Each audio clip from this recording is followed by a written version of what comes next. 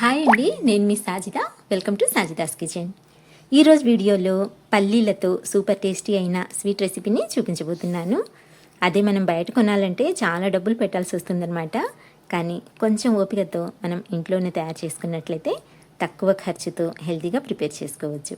Taste అయితే చాలా బాగుంటుంది. సాఫ్ట్గా మెత్తగా ఇలా నోట్లో పెట్టుకుంటే అలా కరిగిపోతుంది అనమాట. సో మీరు కూడా తప్పకుండా ట్రై చేయండి. అలాగే రెసిపీ నచ్చితే మాత్రం చిన్న లైక్ ఇవ్వండి ఫ్రెండ్స్. ఈ స్వీట్ని తయారు చేసుకోవడానికి ఫస్ట్ అయితే స్టవ్ ఆన్ చేసి ప్యాన్ పెట్టుకొని ఇందులోకి 1 కప్పు వరకు పల్లీలు వేసుకోండి. ఇప్పుడు మంటని లో టు మీడియం ఫ్లేమ్లోకి అడ్జస్ట్ చేసుకొని ఈ పల్లీలని దూరగా ఇలా కలుపుకుంటూ వేయించుకోవాలన్నమాట. ఇలా మనము లో టు మీడియం ఫ్లేమ్ మీద వేయించడం వలన పల్లీల్లోని పచ్చివాసన అయితే కంప్లీట్గా పోతుందండి. అలాగే నల్లగా మాడకుండా ఇలా ఈవెన్గా చక్కగా ఫ్రై అవుతాయి అన్నమాట.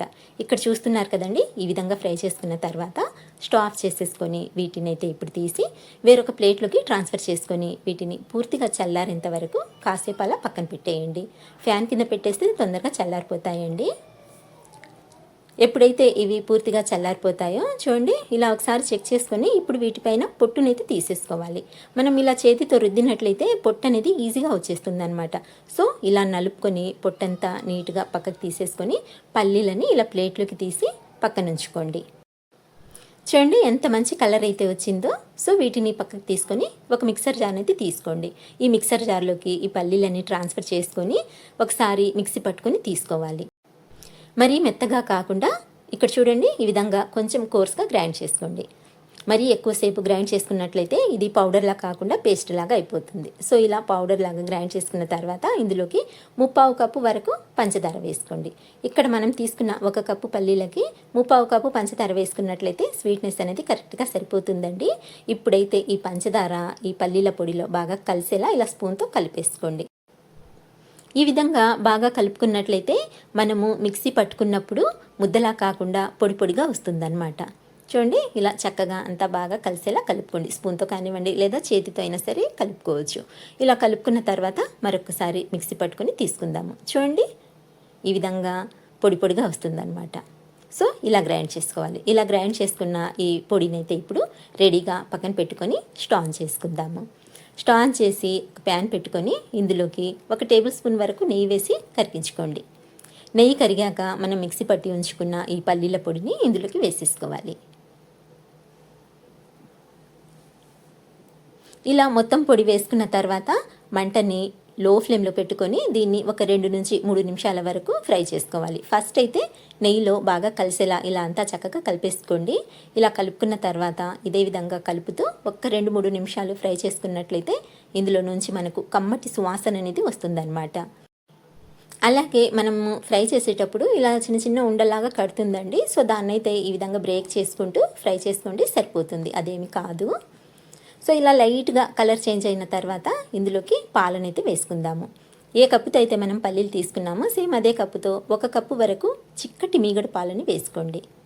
చిక్కటి పాలను వేసుకున్నట్లయితే టేస్ట్ అనేది చాలా బాగుంటుందన్నమాట. ఇలా పాలు వేసిన తర్వాత వెంటనే ఈ పొడి ఇందులో బాగా కలిసేలా, అంటే పాలల్లో బాగా కలిసేలా కలిపేసుకోవాలి. పాలు వేసిన వెంటనే మనకు ఈ పౌడర్ అయితే ఇలా చిన్న చిన్న ఉండల్లాగా కడుతుందనమాట. ఇక్కడ చూస్తున్నారు కదండి, ఈ విధంగా ఇలా బ్రేక్ చేసుకుంటూ కలుపుకున్నట్లయితే పాలలో చక్కగా కరిగిపోతుందండి. చూడండి, ఇలా చక్కగా కరిగిపోయిన తర్వాత ఇప్పుడు మంటని మీడియం ఫ్లేమ్లోకి అడ్జస్ట్ చేసుకొని ఇది కొంచెం దగ్గర పడేంత వరకు కంటిన్యూస్గా కలుపుతూ ఉడికించుకోవాలన్నమాట. ఇక్కడ చూస్తుంటే చాలా పలచగా అనిపిస్తుంది కదండి. ఉడకటానికి ఎక్కువ టైం పడుతుందేమో అనుకోవచ్చు, కానీ ఎక్కువ టైం అయితే పట్టదు. జస్ట్ ఒక 5 నుంచి 6 నిమిషాల వరకు మీడియం ఫ్లేమ్ మీద ఇలా కలుపుతూ ఉడికించుకున్నట్లయితే మనకు ఈ స్వీట్ అనేది ఇలా కాస్త దగ్గరకు వస్తుంది. చూడండి, కన్సిస్టెన్సీ ఫస్ట్ కంటే థిక్గా అయింది కదండి. సో ఇలా మనము ఉడికించే కొద్దీ మనకు దగ్గర పడుతూ వస్తుందన్నమాట. అలాగే ఇందులో నుంచి మంచి కమ్మటి సువాసన అయితే వస్తుందండి. ఇలా కొంచెం దగ్గర పడిన తర్వాత మంటని లో ఫ్లేమ్లోకి టర్న్ చేసేయండి. లో ఫ్లేమ్లోకి టర్న్ చేసేసుకొని ఇలా అంచుల్ని స్క్రాప్ చేసుకుంటూ కంటిన్యూస్గా కలుపుతూ బాగా దగ్గర పడేంత వరకు అయితే ఉడికించుకోవాలి.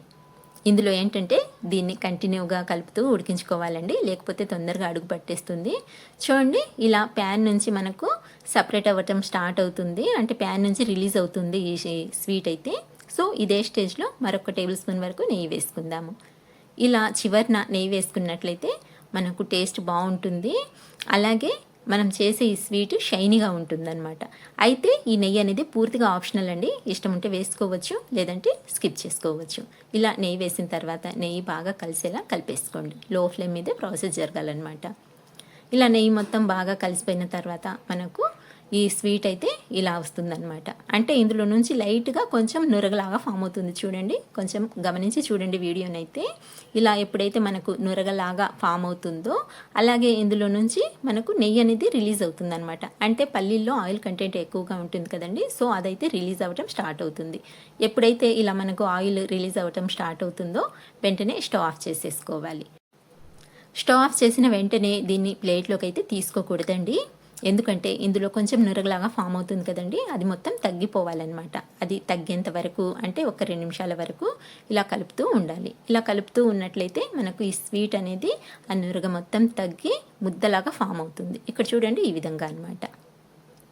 ఇలా ఉండలాగా అయితే మనకు చల్లారిన తర్వాత కూడా ఇది సాఫ్ట్గా మెత్తగా చాలా బాగుంటుంది. వేడిగా ఉన్నప్పుడు వేసేసుకున్నట్లయితే మనకు ఆ టెక్స్చర్ అనేది రాదు. అందుకని చెప్పేసి ఇలా కాస్త ముద్దలాగా అయ్యేంత వరకు కలుపుకోండి, బాగుంటుంది. చూడండి కన్సిస్టెన్సీ ఫస్ట్ అయితే ఫ్లోయింగ్ కన్సిస్టెన్సీలో ఉంది కదండి, ఇప్పుడైతే ఇలా ఉండలాగా అయిపోతుంది. సో ఇలా ఉండలాగా చేసుకున్న తర్వాత దీన్ని వేరొక ప్లేట్లోకి ట్రాన్స్ఫర్ చేసుకుందాము.